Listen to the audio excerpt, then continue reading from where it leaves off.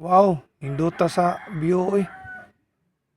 Nindot kay hangin, bugnaw kayo. Mauni ang manindot nga talanawon sa kabaybayonan.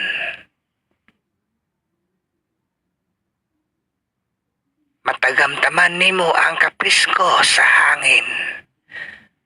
Makita nimo ang mga maanindot nga mga dagkong kahoy sa kilid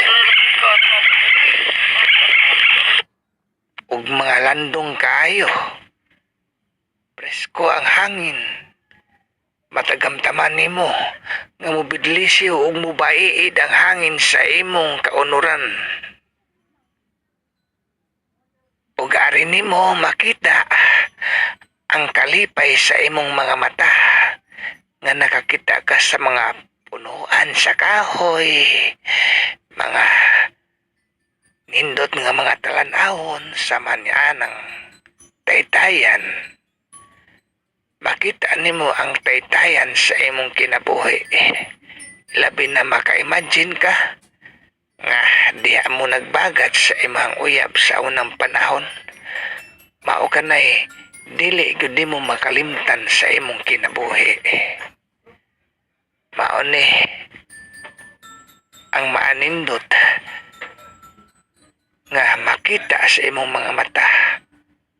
Labas kayo sa makita sa imong mata nga ingon niini ang sistema sa kanindot sa palibot.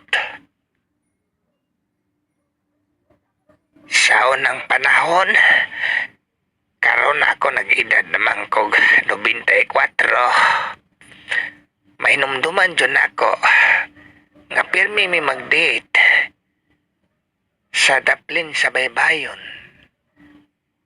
Og ako na lang mahinumduman na ang mga nangagi sa akong kinabuhi nga susama niini kanindot nga nakita nato karon.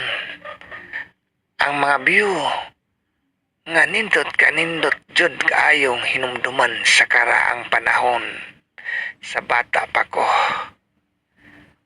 Makita nako, ma-imagine ako og unsa kanindot sa mga nakita nako karon sa palibot.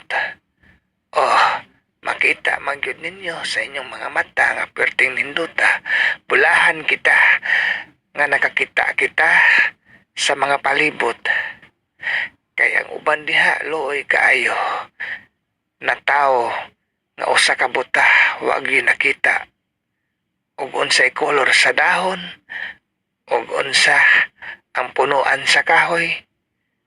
Looy kaayos tanan nga gipakatao ang usa ka tawo nga usa ka buta. Una kita pa salamat kita dako sa kaitasan nga gihatagan kita niya og kumpleto sa atong panglawas. Muna nga dako kayo kitag pasalamat sa Ginoo nga nakakita kita sa palibot sa kalibutan.